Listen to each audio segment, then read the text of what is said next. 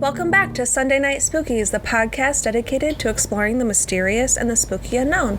My name is Lex. And I'm Sarah. And this is episode 2 of season 2, the Pennhurst State School. So we are going back to Pennsylvania. Well, not physically, we're here.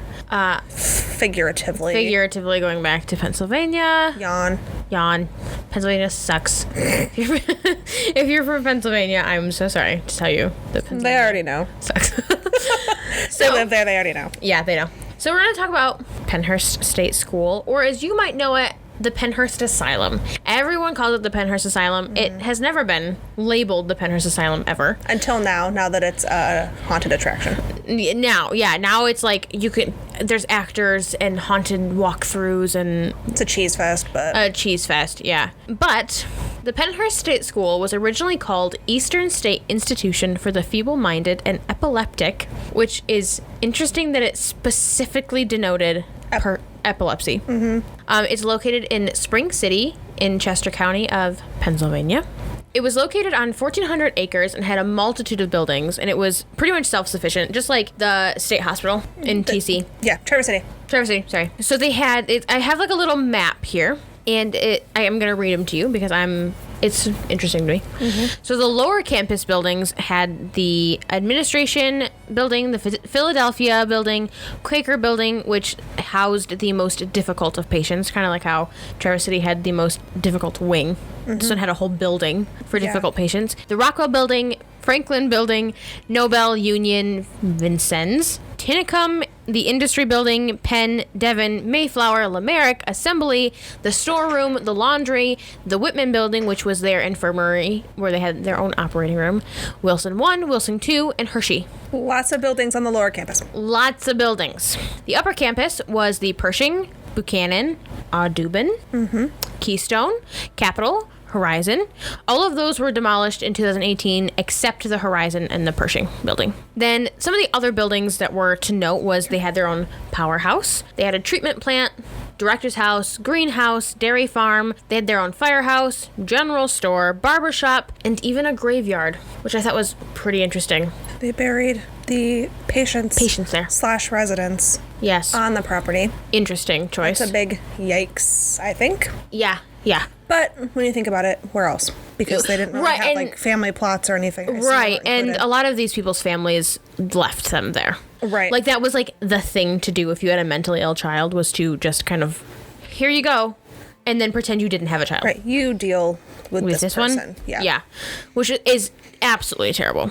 Some other things to note about the campus and the surroundings: they had their own rail station right in the middle of everything. Like the center common area had their own rail station, and this was made because if the campus needed any supplies outside of their quote-unquote self-sufficient operation, they would have things brought in by trains to the center. Pennhurst was built on November 23rd, 1908, and it ran until December of 1987. After much controversy and hefty lawsuits about how the place was running the treatment of the patients and patient conditions. Which brings us to, there's going to be quite a bit of abuse talk in this episode. Yes, of all sorts. Of all sorts. So here's your formal trigger warning. Yeah, formal trigger warning, and not to make light of any of this, because obviously some pretty horrific stuff happened here. But Lex and I both deal with hard shit by laughter and or comedy.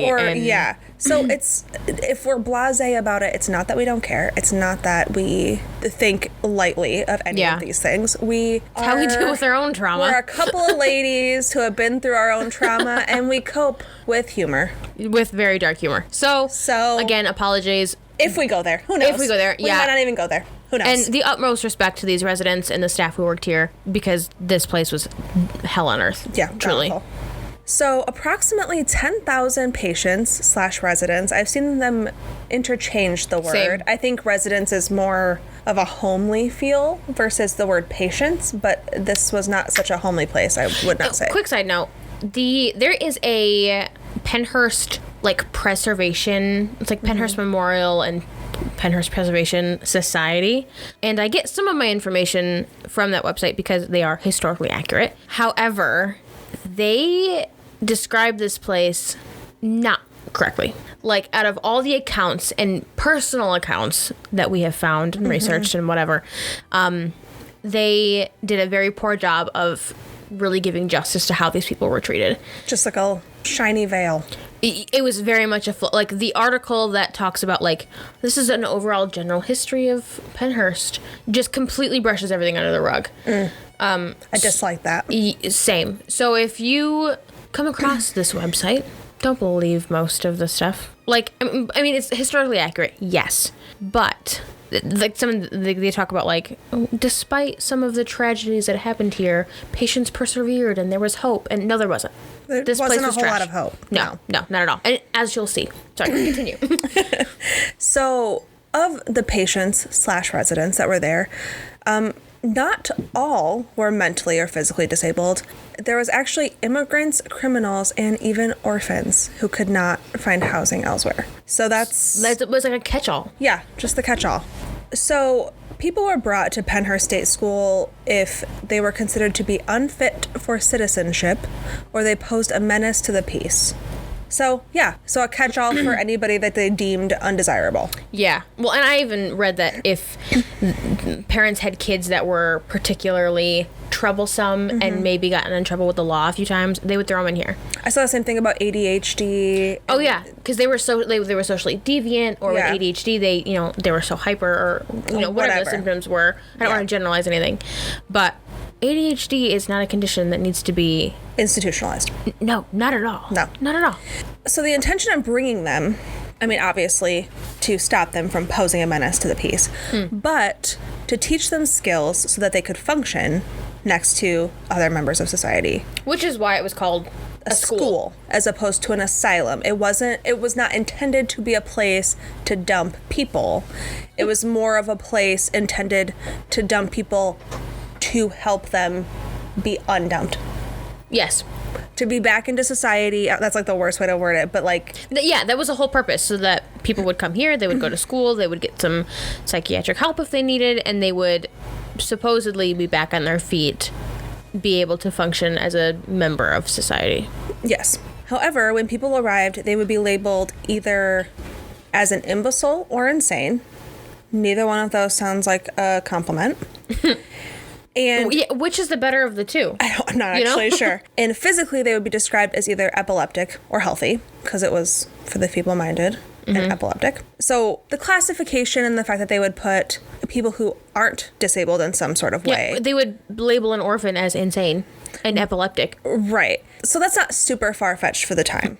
For people to drop off the quote-unquote... Obviously, we don't feel that those people are undesirable now. But back then, undesirable obviously. Or embarrassed of whatever. Yeah. That's not a surprise, because we know that there was always asylums, buildings, institutions for those things. Right. And I think, just to kind of hammer that home a little bit, people did not know how to care for these children. Like, their parents weren't expected to care for their children if they had any of these kind of conditions. Right. And so that was like... we were watching Ghost Adventures visited here super early on, like season 2 or something. Back when Zach Bagans was like a regular guy. Yeah.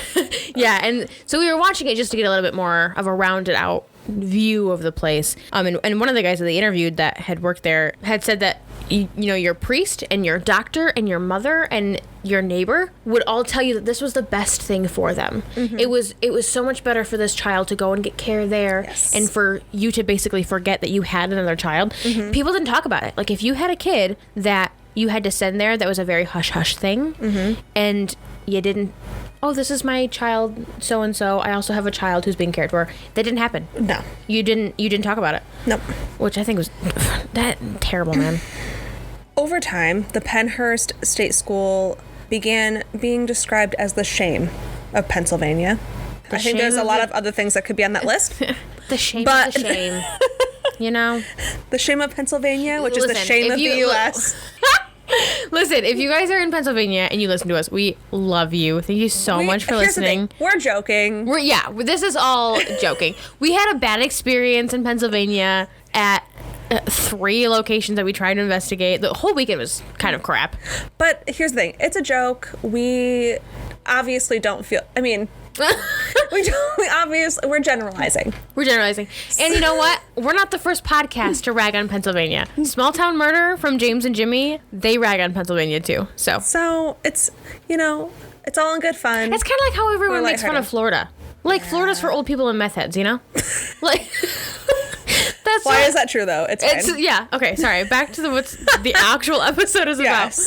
So, the Pennhurst State School had a severe overcrowding issue. We hear about that in prisons now, so it's not that was a prison. We're just rolling over into overcrowding of institutions. It's fine. Yeah. And if that wasn't bad enough, the patients there actually suffered unimaginable systematic abuse. Yeah.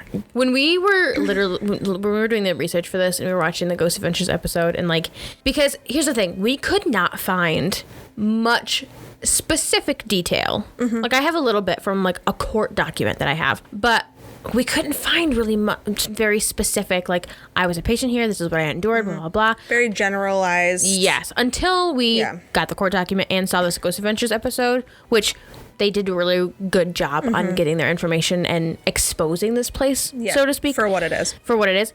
We were watching this and we were I would look over at you and your jaw was dropped. Yeah. And we, I'd pause it and be like, that can't be real. Yeah.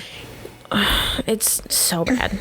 I think it's important to note here that although many patients were disabled mentally or physically, or both, many were actually lucid and coherent. Yes.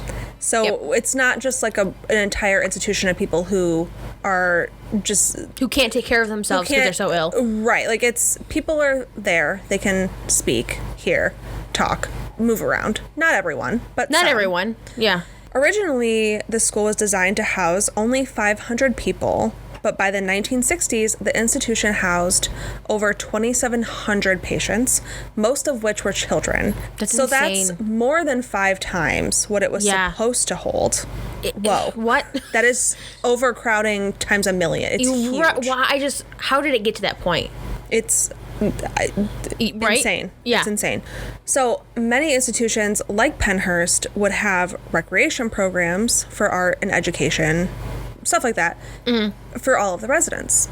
However, only 200 of the 2,700 were involved in those programs. That blows my mind. That is not many. No, not at all. That is, now, if we were out of the 500, I'd be like, okay, that's not bad. Right. Out of 2,700 people, only 200 people had access to art and education. Right. Whoa. So that's obviously... an issue. An issue.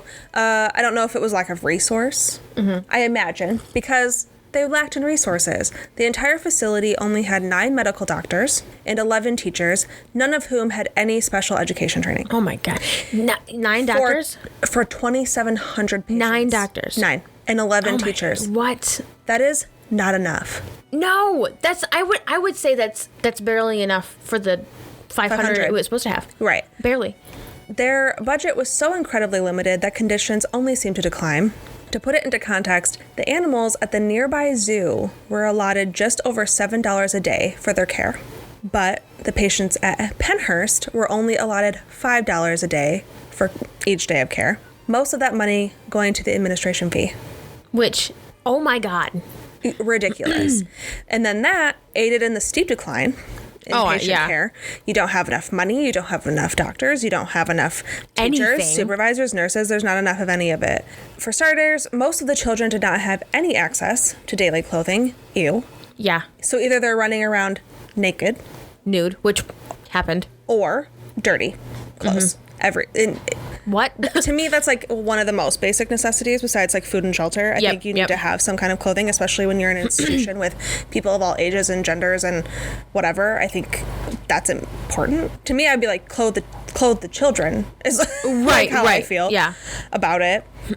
Children also did not receive the proper care needed to hit their developmental milestones. Children there often did not learn to walk until they were 5 or even 6 years old. And that was simply because they didn't have the staff to sit there and help them walk. And that's the most important stages of your life is all of these developmental milestones where you're learning to talk and walk. And they didn't have enough people to just hold the hands of a toddler to help them walk. And so you have these 5 and 6 year olds literally immobile. Besides crawling, I imagine. Most of them couldn't talk either. Right. Even the adults lost the ability to speak in some instances. Trigger warning, physical and sexual abuse was endured by a vast majority of the patients, either from the staff members or at the hands of other patients, and their 8th Amendment right and their 14th Amendment right were routinely violated with the state school use of cruel and unusual punishment. I mean, just add on, you know? Yeah, just... That's what it seems like. It's like now you're violating your, like, basic human rights. Right, we're already screwing up. Might as well just continue, you know? Yeah. Like, that's what it feels like. Right. Adult patients were often strapped by their hands and feet to adult-sized crib beds because they didn't have enough staff to care for every patient. So it was basically a way of keeping them immobile. So they couldn't harm themselves or others, and so they did not need supervision. Yeah, which is disgusting. Yeah. And sometimes they would give the patients high doses of drugs to subdue them for long periods of time, so they did not need to be supervised. If there's not enough people to supervise, like, what do? I don't know what, other than getting other staff, I don't know what the alternative would have been. Yeah, fair enough. I have no idea. Because it's not okay. Either way that it goes. But if they couldn't have other staff, I don't know what they would have done. I think it really should have just been closed down, in my opinion, besides getting this far. And patients were put into isolation for so long that they lost their ability or will to speak, fight, or even live. Yeah. You have more on that later. Yep. In 1968, a reporter by the name of Bill Baldini did a 5-part series on Pennhurst called Suffer the Little Children. And that's kind of what made, like, there had been reports and instances and articles and stuff written about the conditions before, but this 5-part series really propelled everything forward. Yeah.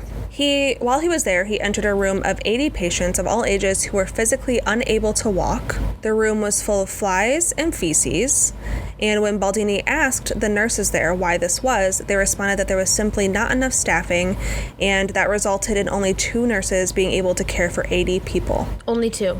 And, like, for reference, like, we used to work in a hospital. I don't know if this is, like, the norm. I'm going to guess that it is. One nurse typically tends to between 8 and 10 patients. Yeah. Maybe not now with COVID. I'm pre-COVID, 8 to 10 patients is what I would say. And that was a rehab hospital, so it might be different in an acute care hospital. Yeah. It might be more, it might be less. But I know where we used to work, it was like 8 patients was a lot for them. Yeah.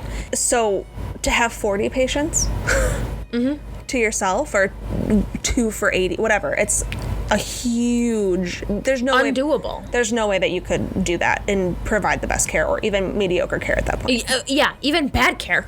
Right. There's no care there. No. None. There was also an instance in which a patient had brutalized another patient, and in response to this, one of the physicians inquired with his colleague as to which injection he could give the violent patient that would cause him the most pain without permanently injuring him as a form of punishment. No way. That's gross. That I understand punishing, but that's torture. That's going against your oath as a doctor. Your Hippocratic oath to do no harm. As a doctor. Right. Yeah. I did not like that. But I thought it was important to add it because I'm like, that's gross. That's a gross thing to do. Yeah. You want to, like, I understand there should, if you, I don't want to say commit a crime. If you commit a heinous act, you should be punished. That's not what I'm saying. But then again, but then also, this is like a little side note with my law and stuff. If they're mentally ill, not even ill, mentally disabled, if you can't and mentally strained in this way. Right. Well, if you can't form an intent, then there's really no point in punishing, because if you can't form a negative intent, or even like if they don't have the cognition to realize what they're doing is bad, punishment's not really fair. Right. And they haven't been clearly taught in any way. Or taking, I mean, who knows? The guy could have just snapped from bad treatment. I'm just saying, to punish somebody in that way, in a torturous way, and it's never okay to torture somebody, right? But if somebody has the intent and they meant to do it and they are truly evil inside and out, yeah, you want them to hurt a little bit, I guess. It's kind of like the death penalty, you know? Like, if they did it, they have no remorse, they said they did it, you have the evidence, send them to death. But if they don't have the mental capacity to understand the right from wrong or form negative intent, I don't understand the torture thing. Yeah, well, and they wouldn't, and if they didn't have the mental capacity to form the intent to be like, this is wrong, I'm going to do this because I want to be bad, they probably wouldn't understand that I'm going to get this injection as a punishment and this is what's making me hurt. Right. They might just think, I'm in pain, I need help. Right. You know? Yeah, and that bothered me so much when I read that. I'm like, that's disgusting. But also, what is disgusting. Apparently, biting was a very common occurrence on site in patients, not staff members. So much so that the facility had an on-campus dentist. And why do they need a dentist for that? You might, like, why would you do they need dental care, like cavities and stuff? No. You might want to get that fixed. No, absolutely not. Why would they do that? The first offense for biting would be some kind of behavioral treatment. That's regular. That's fine. Try to control the behavior, little punishment, whatever. However, after 1 or 2 more incidents, they would begin pulling teeth, all of their teeth. And this resulted in hundreds of people not having any teeth. And just to give you a little bit more perspective of how disorganized this entire place was, the patients that had their teeth removed were still enrolled in like classes or programs where, like, if you're disabled and you can't brush your teeth, they would have a program like this patient needs their teeth brushed every morning. Those patients were still enrolled in those programs. Probably didn't receive them because they didn't receive anything. Right. But that's how disorganized this place was. I think perhaps one of the most disturbing facts is that the patients at Pennhurst received little to no psychiatric care. And the court actually found that the physical, intellectual, and emotional skills of the residents actually deteriorated exponentially while they were there. Yep. And you have some more on that. Yeah, I actually have, like I said earlier, an actual court document that kind of gives out bullet points and very specific instances and examples.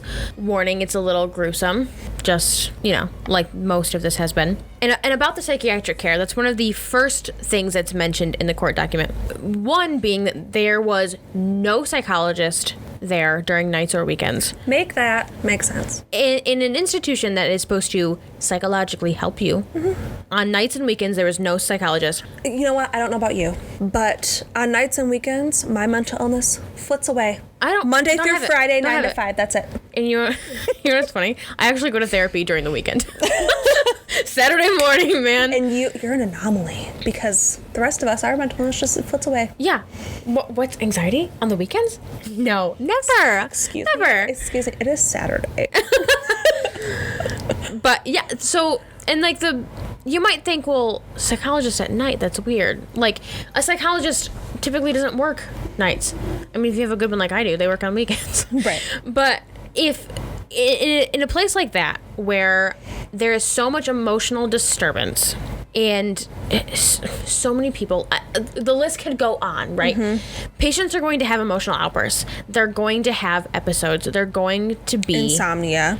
Right. There's going to be so many instances where that patient needs to be talked down or soothed or something, and there's no one there to do that.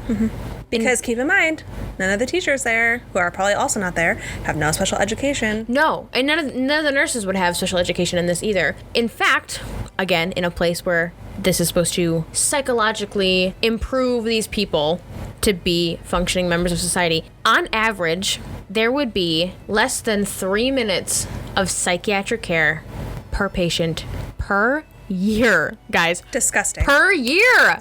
That is what? It's literally a place for people who need psychologists. Right. I have spent 3 minutes at a psychiatric office asking him what my name was and waiting for him to write it down. That's what took 3 minutes. Right. Like, I've been in psychiatric offices before. It's just a year. 3 minutes is enough to say, hi, my name is Sarah Stevens and this is what's wrong with me. Or this is what I'm struggling with. Right. How are you going to help me? It's for show. It's probably so they can put it in a logbook that they showed up. Stupid. So That's dumb. it. One of the next huge points of this court document was, like you had said, restraints in the use of chemical restraints, tranquilizers, basically, or pain medication to immobilize somebody in some cases. So that was a huge portion of this document was the fact that there was so many restraints and people would blind themselves, guys. Like, there was instances of people blinding themselves or breaking their ankles and wrists pulling on the restraints. One of the most extreme examples of this restraint is a female who was a resident in the 60s and 70s. In June 1976, this patient was physically restrained for 651 hours and 5 minutes. For the month of August 1976, she was restrained physically for 720 hours. September 1976, physically restrained for 674 hours and 20 minutes. October 1976, physical restrained 647 hours and 5 minutes. Make that make sense. I'm trying to think of how many hours that or how many days that is. Yeah, will you find that out? 700 divided by 24. Just median. Yeah. That's the entire month. Yeah. It's 29 days. So she was literally, that was and month these after were month. Straight. This wasn't. So she was out for maybe a day or two. Maybe. So she was really in there for at least 3 months then. Mm-hmm. She and this was a case of somebody blinding themselves. This was why she was restrained for so long. She blinded herself. And so they're like, oh, we must restrain her for this amount, for literally months at a time. I can't imagine. You wouldn't. I would just honestly, I'd rather die. Yeah. You couldn't walk. None of your screaming would help. You can't literally you can't see anymore? Can't itch your face. No, nothing. Like, no, I would rather die. Yeah. I would rather die. Yeah, same. So the next bullet point on this court document was psychotropic drugs at Pennhurst were often used for control, not treatment. There are plenty of uses for psychotropic drugs to help people, and some people depend on them to function. Not everybody needs them. Not everybody needs help like that. But there are perfectly good uses for those. Mm-hmm. Not giving doses so high that you are just comatose. Right. Which is what they would do. They also had many complaints that the environment was extremely hazardous, both physically and psychologically, obviously. There is often excrement and urine on all of the floors, the walls, the beds, the clothes, everything. The living areas did not meet even the minimal professional standards for cleanliness. Shocker. Not surprised. Outbreaks of pinworms, infectious diseases, are very common. And psychologically, it was not conducive for learning new skills or education or mental stimulation, anything. Again, not surprised. Mm-hmm. And also not indicative of what their intention was. No, state school, and you're not giving anybody school. The next bullet point is about injuries to the residents by other residents, self-abuse. The fact that you talk about sexual abuse, physical abuse, emotional abuse, all of it, all the time. And going back to the biting, on January 8, 1975, one individual bit off 3/4 of an earlobe and part of the outer ear of another resident, while the second resident was asleep. That's how drugged these people were. He was unconscious, and this guy's like, oh, gonna gnaw on his ear. Right. What? Yikes. What? Another example specifically lined out in the court was residents would also push patients off floors. Like there were, you know how like in prisons, shocking, there's lofts and there's like open floors. Yeah. There was 833 minor reported instances. Okay. And 25 minor. How is that? I'm just like, that kind of seems like a major incident, but I don't, whatever. I get that. Maybe attempts. Okay, sure. But a lot of people died that way by being pushed off railings. That's cool. So the staff also they weren't great people. Some of them were. Some of the people that worked there were angels, and they suffered through it with the patients, and they really tried their best. And for those people, the utmost respect for you. Right. However, there was also staff that would hit residents with their set of keys that they had. Ow. Yeah, just here you go. Right. A lot of, again, physical abuse. There's a ton of, like, in the court documents, there's a ton of reports of being thrown around by staff, or what was it? It's like a power trip. Yeah, thrown around by staff, or the staff would take their belts off and hit them with belts. Okay. Yep. I'm sorry. I don't think that you should be in this line of work if you don't know what you're doing, because or if you can't. I mean, there was so much strain, obviously, because of this place. I get it, but whipping people with a belt is literally not how you handle people who are mentally handicapped or disabled. That's just not how you do it. No, not at all. Never in a million years. No. What's funny to me is, not funny, but like ironic. In the section of the court paper that I'm looking at, it says, on each occasion of staff on resident violence, an investigation was conducted and that staff person responsible was suspended and or terminated. Suspended. Not just they were terminated. Yeah. They were suspended. No amount of abuse denotes just take a couple days off. Probably paid. Yeah. None of them. It also goes on to mention that patients would lose their teeth. They had fractured bones from getting in fights with each other, no longer speaks, cuts, scratches, lacerations. There was a few very specific instances where somebody had left their child here, and they were young, very young, and they were able to say a specific list of words very well. And when the parents came back to visit, she couldn't say anything. Oh. Couldn't speak anything. Imagine going to see your, like, kudos to those parents actually went and saw their kids. Mm-hmm. But, what? Right. How are you supposed to be here to help people and you literally make them regress? That makes no sense to me.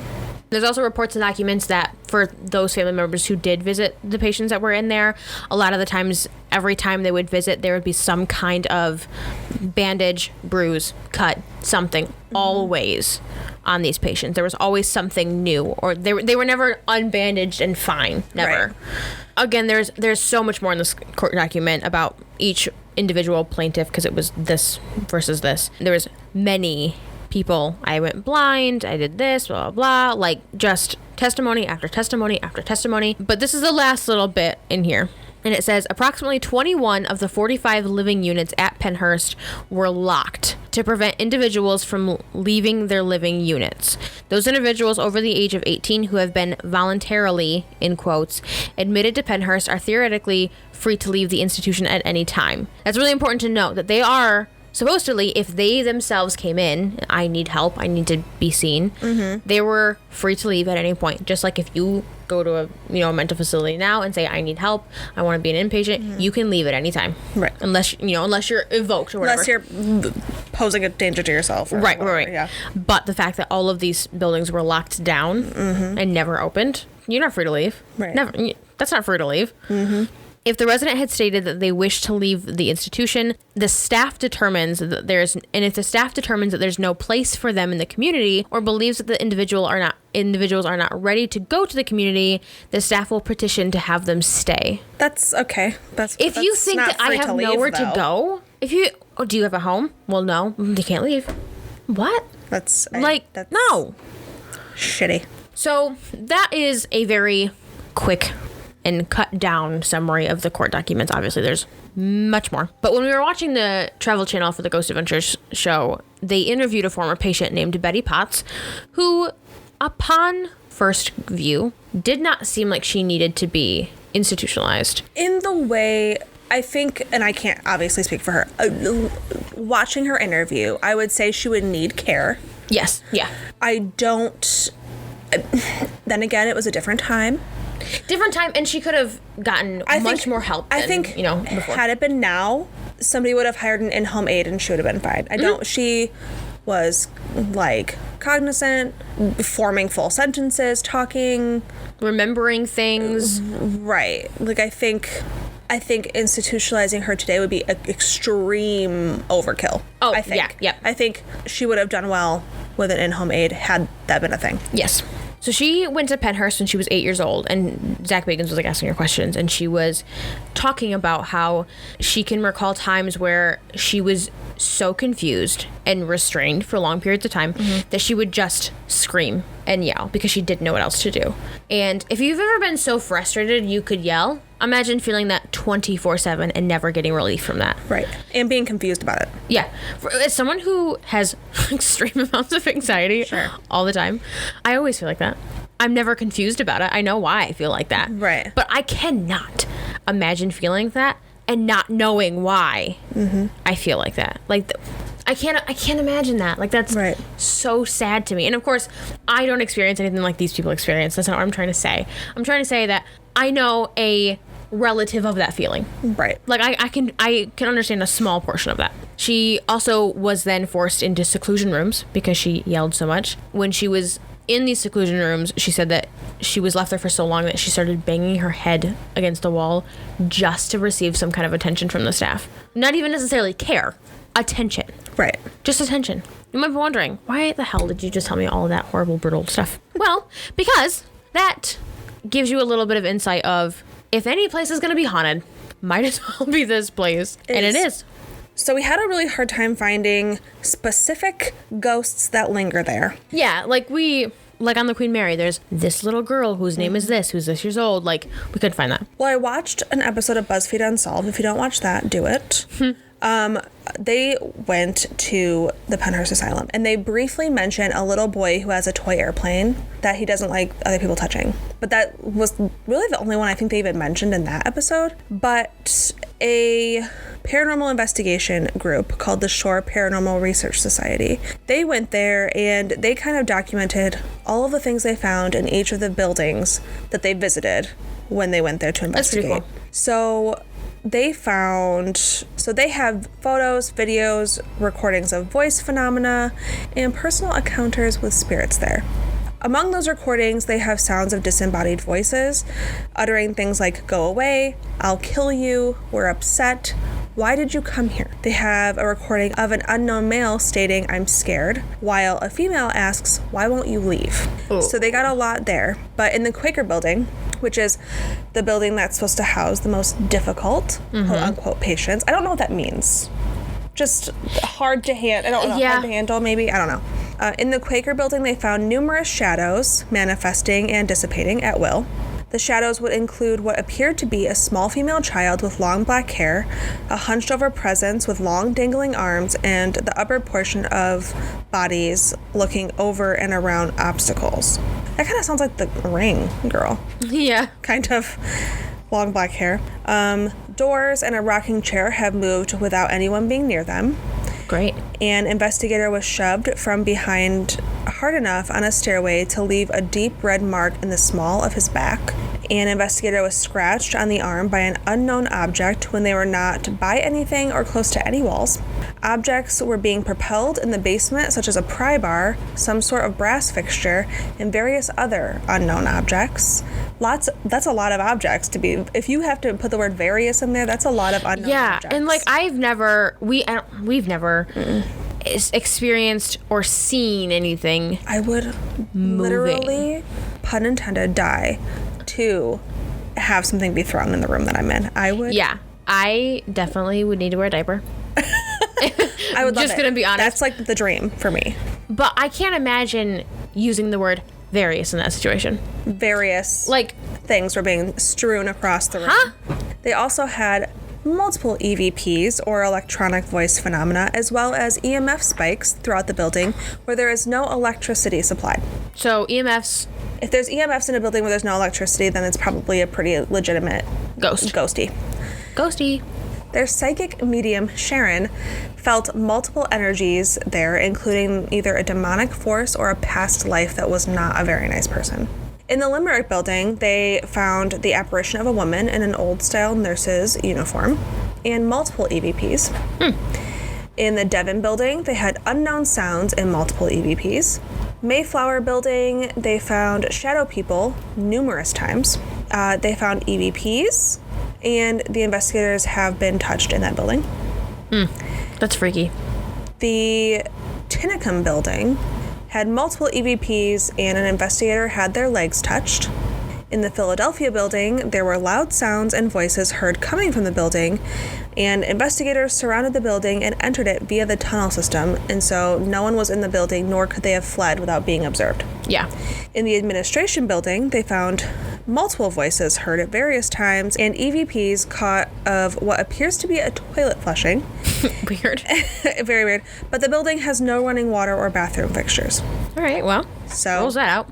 In the Hershey building, an investigator heard a female child's voice on the third floor. And that team has more investigations and other gathered evidence on their website. So if you want to know more about it, check it out if you're interested. It's also kind of not important, but it's also interesting to note that when the Ghost Adventures crew was doing their, what have you experienced here? They interviewed a girl who did an investigation, and she actually brought the EVP so we could hear it. And speaking of toilets flushing and weird things happening, she she's got a video to accompany it, and her crew is walking. It's like 4 of them, and you can see there's the camera guy and 3 people in front of her, so everybody's accounted for. And they're walking, and you can hear their footsteps, and they're kind of chatting to each other, and all of a sudden you hear like violent vomiting in the background, and it was just them 4. Yep. So she was like, I'm fully convinced that it's an EVP of somebody throwing up. Like, and you could hear it, and it was like, when I played it back for you, you're like, what? Right. Because it was clearly somebody having a hard time. Yeah. Yep. There's a multitude of activity here, and that's like one of the things that I've always heard, like, oh, the Pennhurst Asylum. The Pennhurst Asylum is one of the most haunted buildings in America. Like, as it should be at this point. Right, like terrible things. The hell on earth that it was. I'm not surprised in the slightest that it's got some history to it and some activity in it. I would love to go there. Yes, but I would like to go there and investigate it as just us. Yeah. Well, as of right now, well, maybe not right now. I don't know with COVID, but you can purchase tickets to stay there overnight as a group, and somebody will give you a tour, and then you're free to kind of roam the allowed buildings and investigate yourself, and they provide some equipment for you, but there's other people there, and there's gonna be people that don't take it seriously, or they're gonna play pranks on you, or people think that it's like this really cool time or like experience to like scare your friend or whatever. And so I don't think that going in one of those, I would go in one of those groups just to see, I think, if we ever go back to Pennsylvania. I also feel it's a little disrespectful though. It is.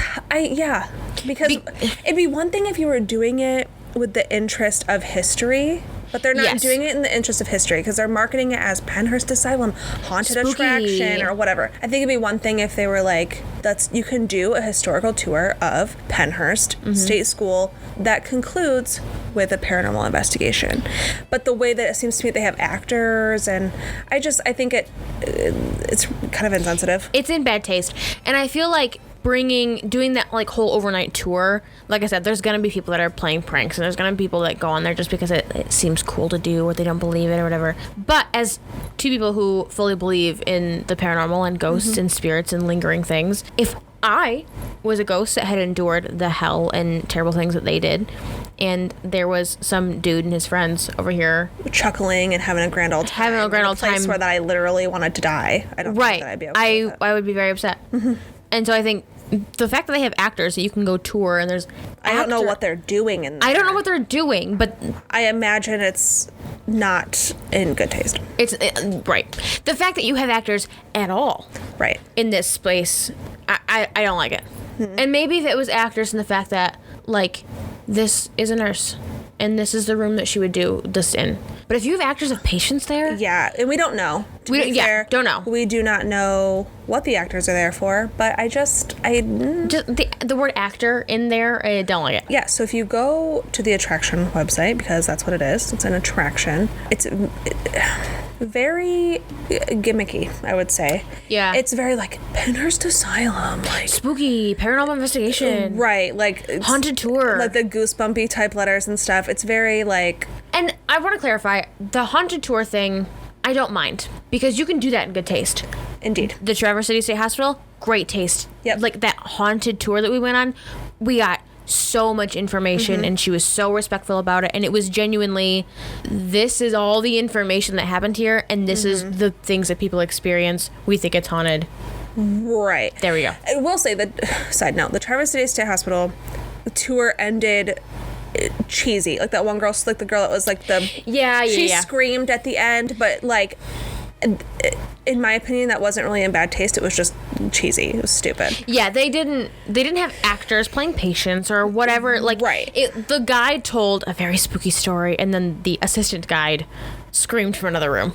Right. And it wasn't like a blood curdling scream. It was like a ah. Yeah, it was like it was cheesy. It was cheesy, but I really hope that's not what's happening at Pennhurst Asylum. Yeah. To be fair, we do not know, but I feel like, I don't know, marketing something like that in that way. Well, I think marketing something that has such a terrible history like this place as a fun-go-lucky family attraction is the just TC not... Hospital was one thing, because that, while I'm sure there was stories of like harsh things happening there, it was nowhere near this level. Yeah. Like the people at the Traverse City State Hospital had access to fresh air, and they worked, and they had farms, and they had paintings, and they did proper caregiving. Yes, absolutely. So I think turning this place into an attraction is insensitive.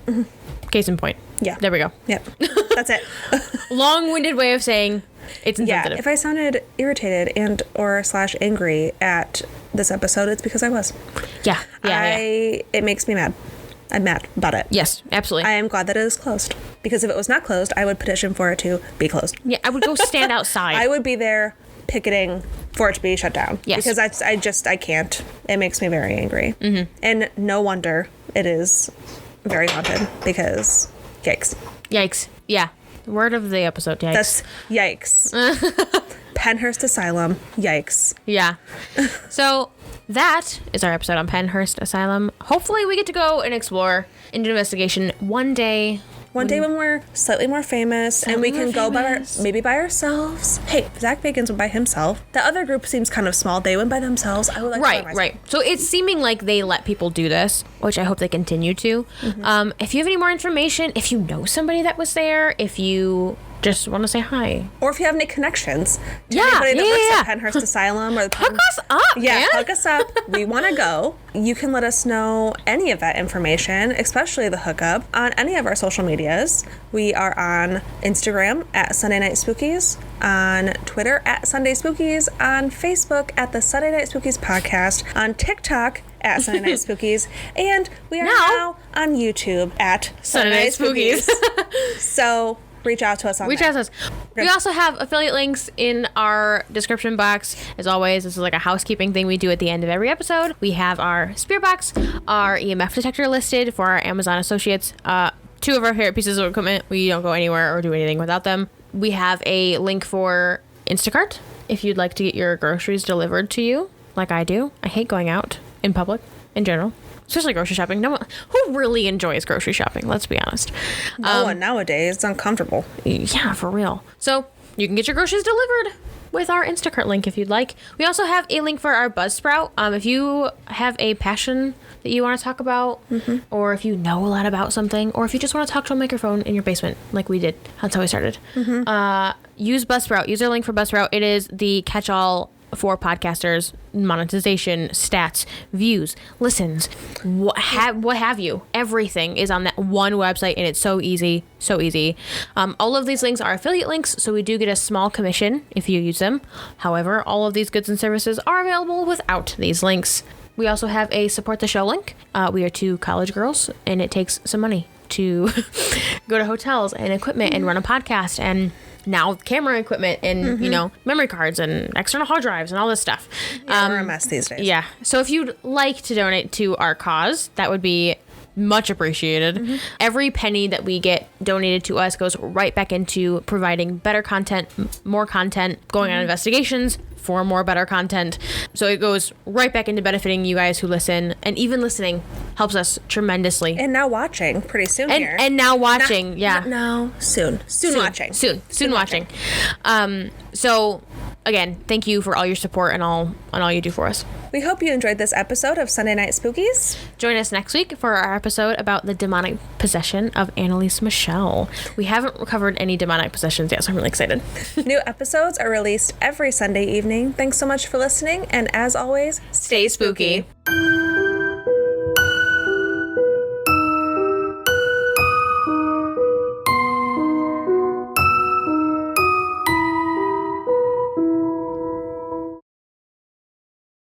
And it had a multitude.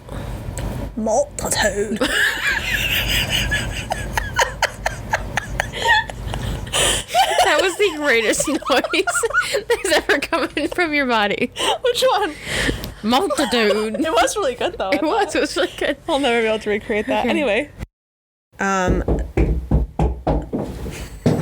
I fucking hate... Those are dogs. Artie. Going to the top of the stairs with a bone and then dropping it down. Are you joking? Oh, was that yours? They were both, I think that was a team effort, honestly. Look at him. He definitely helped. He did, look at him. Oh, well, Meg's apologizing. She just came over here and put her head on my lap. We also have, again, some links in our description box. prefer a subscription, Mozart. I'm so proud of you. That was good fun. Thank you. I can't believe you remembered who Bach was. This is so exciting for me. Honestly, the Bach is greatest. great. We did it, bitch!